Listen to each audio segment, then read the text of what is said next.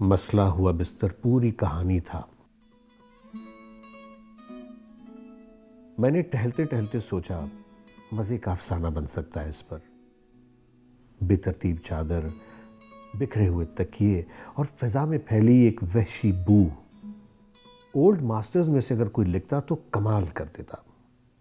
अबुल फजल सिद्दीकी या सैयद रफीक हुसैन। एक कमरे की छोटी छोटी जज्वियात से मुरत्तब होने वाली कहानी। बाथरूम के शावर से गिरते हुए पानी की आवाज भी आ रही थी। लाला रुख के गुनगुनाने की भी।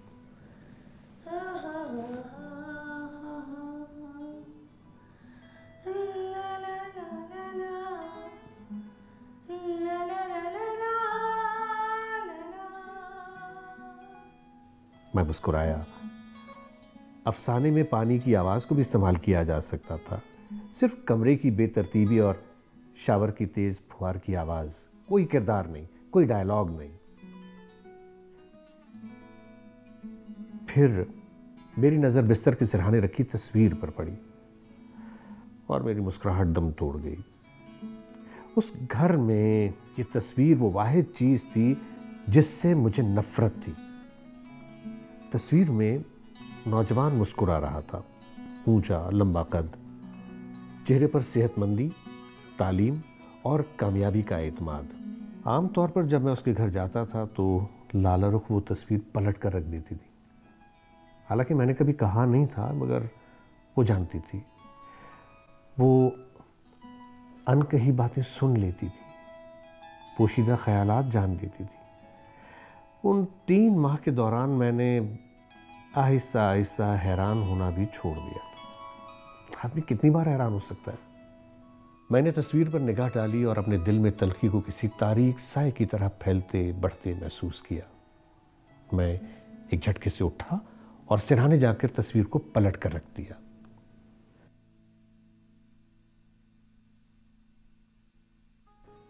बिस्तर पर बैठकर मैंने पूरे मंजर को फिर देखा।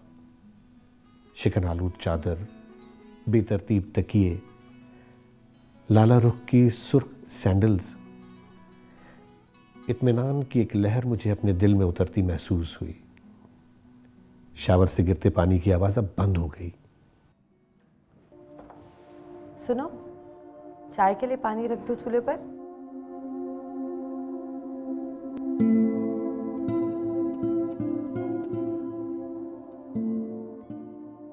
बस लम्हा भर को उसका चेहरा नजर आया, गीले बाल और दमकता चेहरा। फिर दरवाजा धड़ से बंद हो गया। किचन की तरफ जाते जाते मैं ड्रेसिंग टेबल के आईने के सामने रुक गया और मैंने अपने एक्स पर एक नजर डाली। वही जाने पहचाने खदोखाल, स्याह बाल, जो अब इतने स्याह नहीं रहे थे, जिनमें तेजी से उभरती सफेदी को दुनिया से पोशीदा रखने के लिए हर माह 2 घंटे जाया करने पड़ते थे। और आंखें जिनमें गुजर जाने वाले 40 बरसों की थकन थी।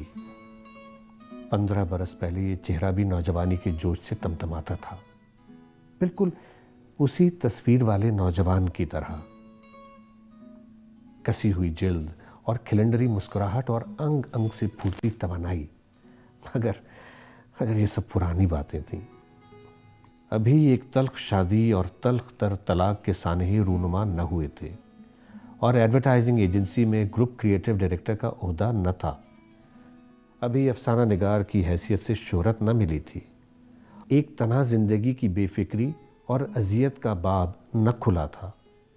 अभी जिंदगी की पेचीदगियां सामने नहीं आई थीं और चौंका देने वाली बातों पर बेजारी से तो फिर कहना शुरू नहीं किया था और हर शय की बेमकसदियत नजरों पर अयान नहीं हुई थी।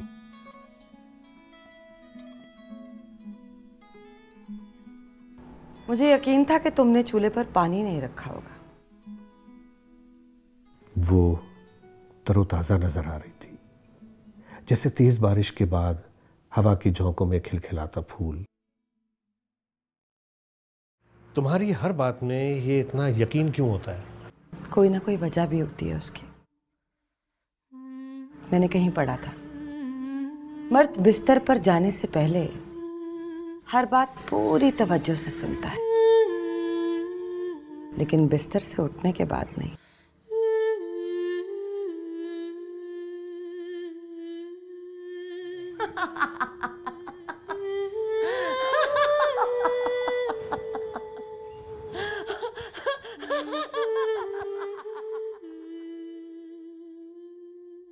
मैं चाय बनाकर आया तो लाला रुख उलझी हुई थी उसी बेमकसद काम में, आरइश के बेमकसद काम में। हालांकि मैंने उसे समझाया था कि उम्र के इस हिस्से में खूबसूरती को बेसाखियों की ज़रूरत नहीं होती, मगर लाला रुख के पास अपनी दलीलें, औरत की साइकी,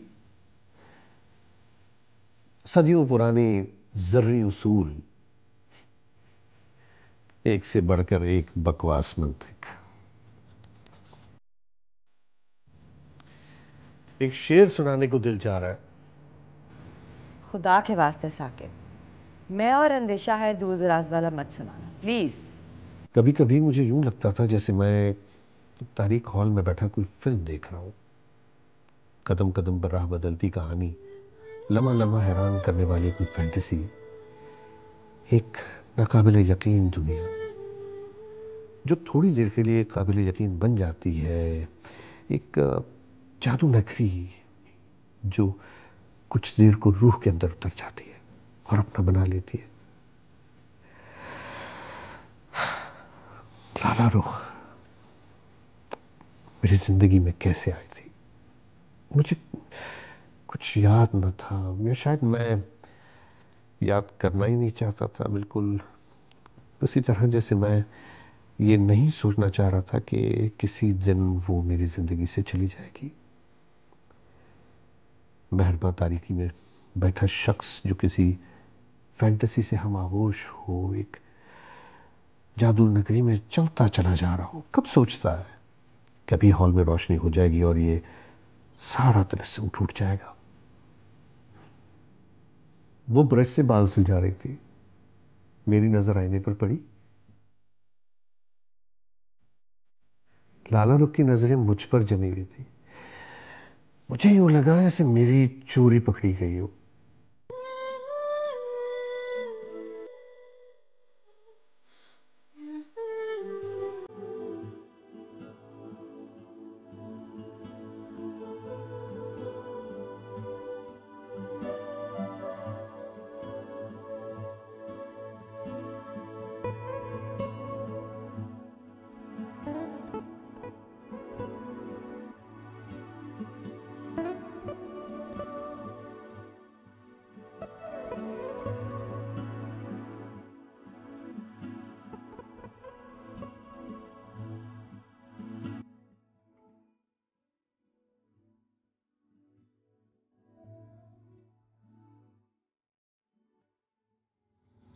यहाँ यहाँ जाओ।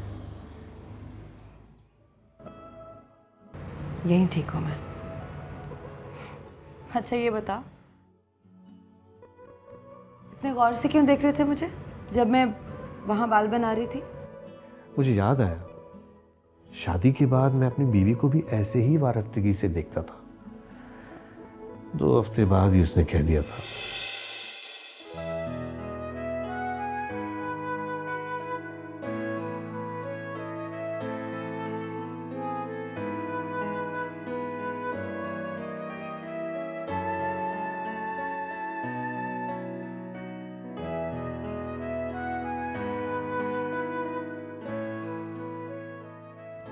आप मुझे इस तरह से घूरते हैं, मुझे बिल्कुल भी अच्छा नहीं लगता।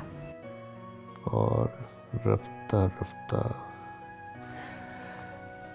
मुझे पता चला कि उसे तो कुछ भी अच्छा नहीं लगता। हाथ थामना, करीब आना, 1.5-2 माह में ये फहरिस्त और तवील होती चली गई। अफसाना निगारी, मेहदी हसन, बरसों पुराने दोस्त, उर्दू अखबारात और कम तनख्वाह। मेरे बदन में झुरझुरी सी दौड़ गई। अंग्रेजी में कहते हैं अ पेनी फॉर योर थॉट्स। क्या सोच रहे थे तुम?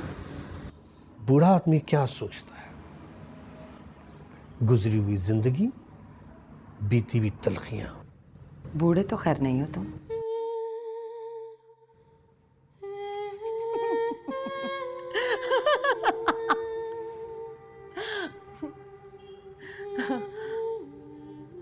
देख मुझे रहे थे और सोच अपनी बीवी के बारे में रहे थे। 11 माह 3 दिन बिताए मैंने उसके साथ।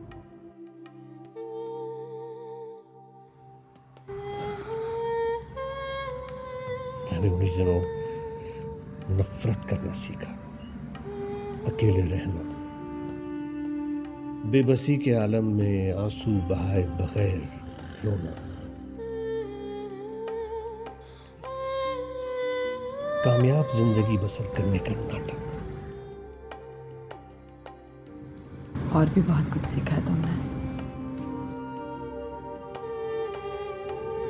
दिल में उतर जाने वाली कहानी लिखना, तीखा जुमला तरतीब देना।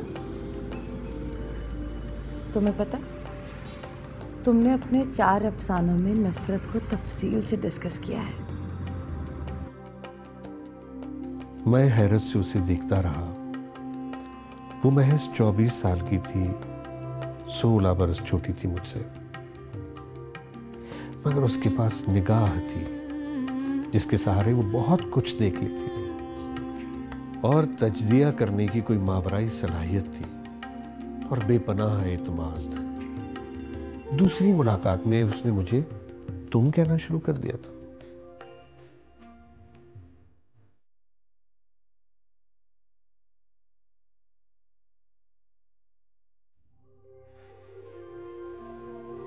चौथी मुलाकात में मुझे वो अपने घर ले आई, जहां वो अपने सियालकोट में रहने वाले सनतकार बाप की इजाजत से तालीम हासिल करने के लिए मुकीम थी।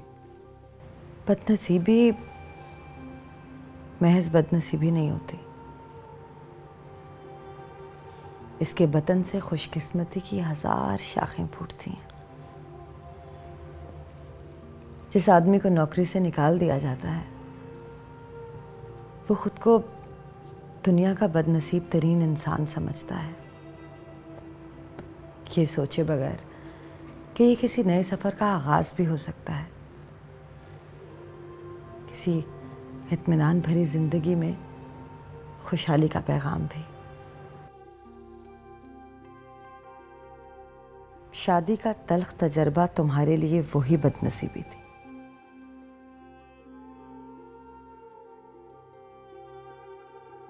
दिमाग में किसी नए केमिकल को ट्रिगर करने वाला एजेंट, सैकड़ों मील की गहराई में छुपा वो दबाव जिसकी बदौलत एक रोज आतिशफिशां फट पड़ता है। तुम्हें तो शुक्रिया का खत लिखना चाहिए अपनी साबका बीवी को। उसने तुम्हें तालाब में धक्का दिया और तुम तैराक बन गए। मैं तुम्हारे नाम भी शुक्रिया का एक खत लिखूंगा। तुमने बिजनेस एडमिनिस्ट्रेशन जैसे एक फजूल सब्जेक्ट का इंतखाब किया, किसी तख्लीकी शोबे का रुख नहीं किया। अगर तुम मेरा मजाक ना उड़ाने का वादा करो तो एक बात बताऊं तुम्हें,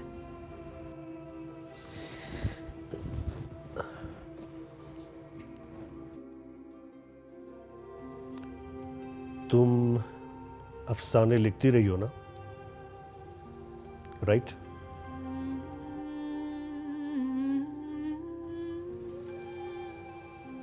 कहाँ हैं वो अफसाने?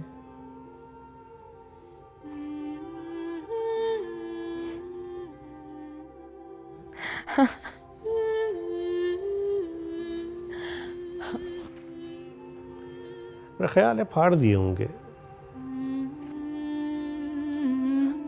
Oh my God! मेरे दिल में दुख की एक लहर उठी। दुख कि ये कमरा, ये वक्त, ये बातें गुजर जाने के लिए थी। दुख कि कालीन पे बैठी ये लड़की और इसकी वजूद से फूटती रोशनी, इसकी आंखों से झांकती वारफ्तगी ख्याल और ख्वाब हो जाने के लिए थी। 3 माह पहले जब वो मिली थी तो मेरे वहम गुमान में भी नहीं था कि अगले चंद दिनों में क्या होने वाला है। मुझे हैरत जरूर हुई थी कि इस लड़की ने मेरे वो सब अफसाने पढ़ रखे थे, कराची, लाहौर और इस्लामाबाद के अदबी पर्चों में 14-15 बरस के दौरान शाया होने वाले अफसाने। मगर मैं नहीं जानता था कि इस लड़की के दिल में अफसानों के बाद अफसाना निगार को पढ़ने की तड़प आग की तरह भड़कती है। 2.5-3 साल पहले की बात है। 5 अफसाने लिखे थे मैंने। इतनी मेहनत की थी कि तुम सोच भी नहीं सकते जाकिर। उन्हें फाड़ने में तो ज्यादा मेहनत नहीं की होगी। वैसे एक बात यकीनी है कि तुम बड़ी होकर ना निहायती बेवकूफ औरत निकलोगी। तुमने वादा किया था ना कि मेरा मजाक नहीं उड़ाओगे। नहीं, मैंने कोई वादा नहीं किया था।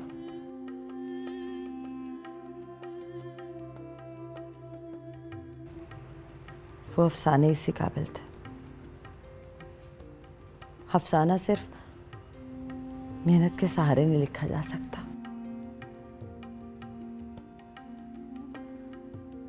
दो माह की दिन रात मेहनत करने के बाद समझ में आई थी ये बात। ये कुछ और ही मामला होता है, कोई और ही सलाहियत होती है कहानी को समझने की, बयान करने की और उसे चमकाने की सलाहियत। सलाहियत का लफ्ज़ तो मुझे बचपन ही से बहुत बुरा लगता है। बुरा लगना भी चाहिए, क्योंकि जिसके पास सलाहियत होती है वो सलाहियत से महरूमी की अलमिये को समझ नहीं सकता। क्या वाहियात बात है। जानते हो, जब मैंने पहली बार तुम्हारी तहरीर पढ़ी तो घंटों अपने कमरे में बंद रही, खामोश और हैरत ज़दा, एक अजीबोगरीब ख्याल से खौफज़दा कि इस दुनिया में एक आदमी ऐसा भी है जो बिल्कुल वैसा लिखता है जैसा लिखने की ख्वाहिश हसरत बनकर मेरे दिल में जिंदा है। तुम शायद ये बात कभी ना समझ सको। तुम्हें कुदरत की तरफ से एक तोहफा मिला है, तलब किए बगैर, मांगे बगैर। तुम समझ नहीं सकते तुम पर कैसा करम हुआ है साकिब। तुम्हें अंदाजा नहीं है। तुम्हारी सारी कामयाबियों, तुम्हारी सारी शोहरत, सारे ऐशो आराम के पीछे तुम्हारी सलाहियत के सिवा कुछ नहीं है। और सारी नाकामियों और सारी तलखियों? हाँ, वो भी हैं। पूरी कामयाबी किसको मिलती है? तुम शायद जानते नहीं। तुम दुनिया के 0.01% लोगों में से हो, 0.01%। ये है दुनिया में लिखने वालों की तादाद। 1 लाख में से सिर्फ 10 लोग साहिब किताब बनते हैं। ये है गुज़श्ता 650 साल की रिसर्च। सिर्फ 7 लाख लोग, और ये सब कहानीकार नहीं हैं। इनमें डॉक्टर्स भी हैं, मईशत के माहिरीन भी हैं, सहाफ़ी भी हैं, माहिर नफ्सियात भी हैं,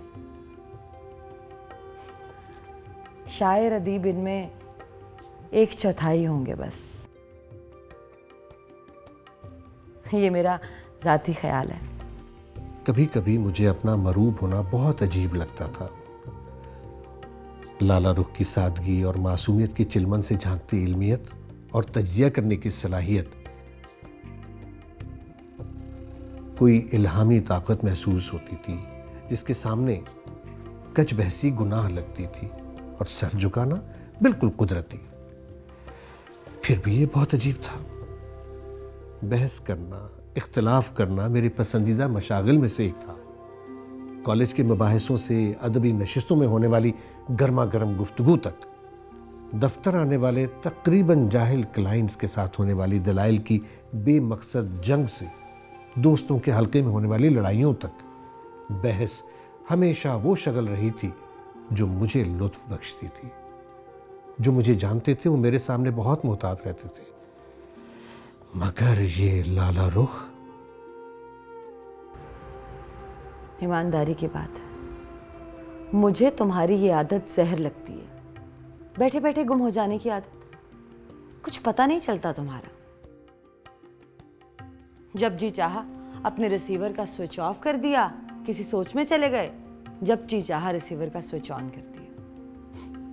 तुम्हें पता है इस दुनिया में बीवियों को ज्यादा शिकायत अपने शौहर से क्या होती है? कि वो उनकी बात तवज्जो से नहीं सुनते। अगर मैं तुम्हारी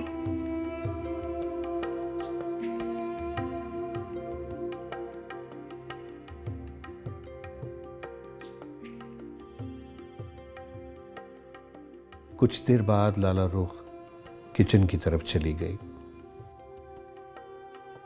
मैं जानता था वो बर्तन धोएगी, फिर खाना बनाने की तैयारियों में लग जाएगी। एक तकलीफ दे वक्फा हमारे दरमियान हवा में मुअल्लक रहता था, फिर लाला रुख मंजर से गायब हो जाती थी। कम से कम उतनी देर जितनी देर इर्द गिर्द नजर ना आने वाला तनाव मध्यम पड़ जाए। मुझे वो पहली रात याद आई, वो वक्त याद आया जब एक वहशत खेज तूफान थम चुका था और हम अपनी सांसों को और दिल की धड़कन को काबू में लाने की कोशिश कर रहे थे। एक बोझ सा था जो मुझे अपने दिल पर महसूस होता था, कोई बेचैनी सी थी जो लहू के साथ साथ पूरे बदन में दौड़ती थी।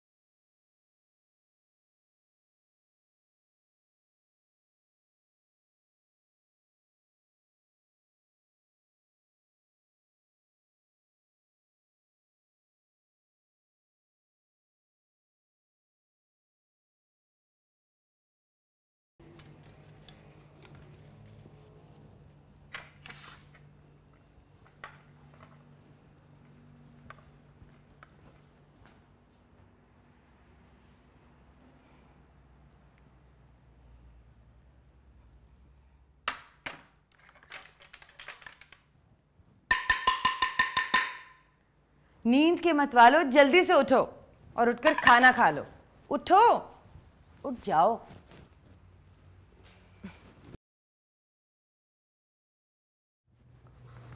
जाने कितनी देर सोता रहा यार। 1.5 घंटा सोए हैं आप।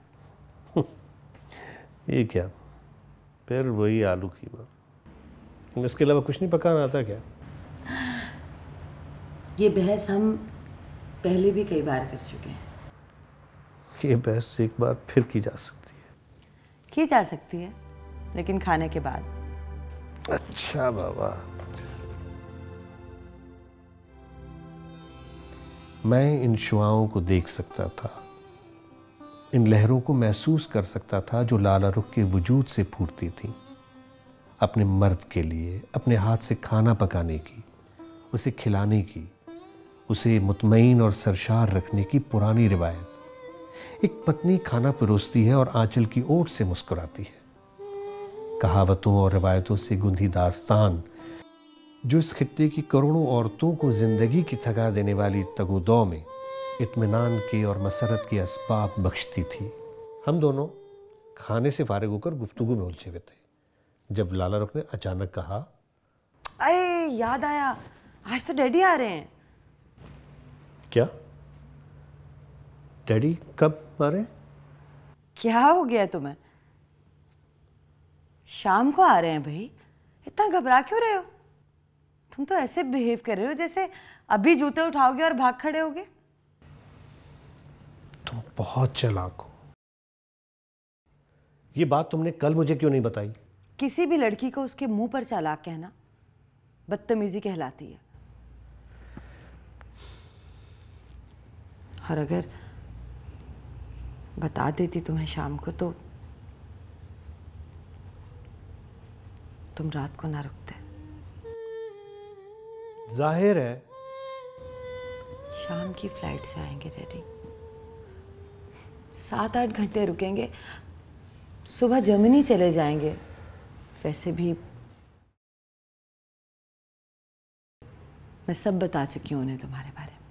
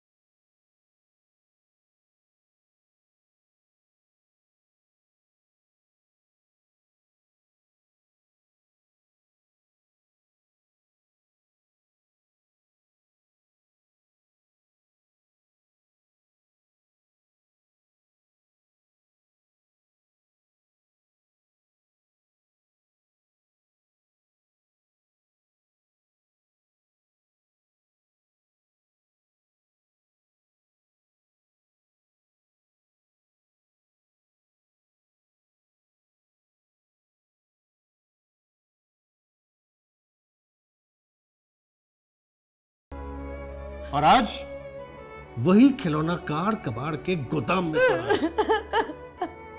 मैं तुम्हारा वो लिबास हूं जिसे तुमने अपनी पसंद से खरीदा था और 6-7 माह इस्तेमाल करने के बाद अपनी मासी की बेटी को तुमने बख्श दिया।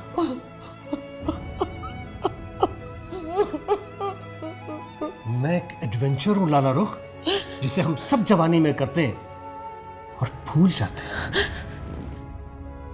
मैं एक शौक हूं जिसे खत्म हो जाना है, बल्कि मैं एक याद हूं जिसे दफन हो जाना है यादों के कब्रिस्तान में। और मैं क्या हूं?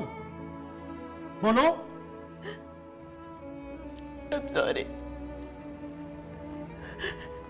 मैं तुम्हें खुशी नहीं दे सकी।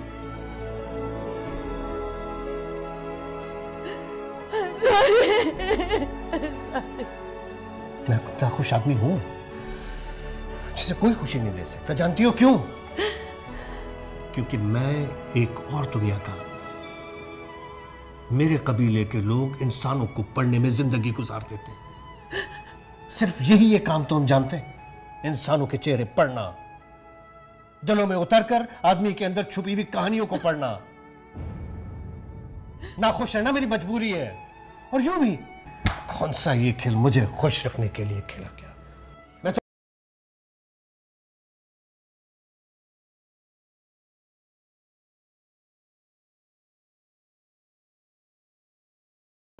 खुशियों भरे इन दिनों ने तुम्हारा क्या बिगाड़ा है? इनको एक तलखियात मत बनाओ साकिब, ताकि सारा खेल तुम्हारी मर्जी के मुताबिक खत्म हो। यही चाहती हो ना तुम? और फिर तुम हंसते मुस्कुराते अपने रास्ते पे चली जाओ।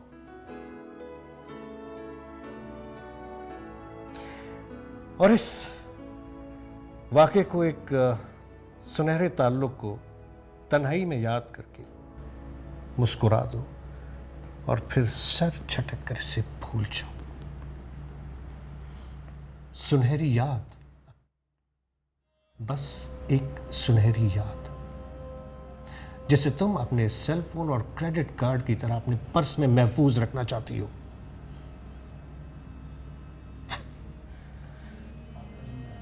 क्या ये भी मेरा हक नहीं है? बोलो, उनका क्या हक है जिन्हें तुम छोड़ना चाहती हो? कभी उनके बारे में सोचा है जो तुम्हें पाने के बाद छोड़ना नहीं चाहते?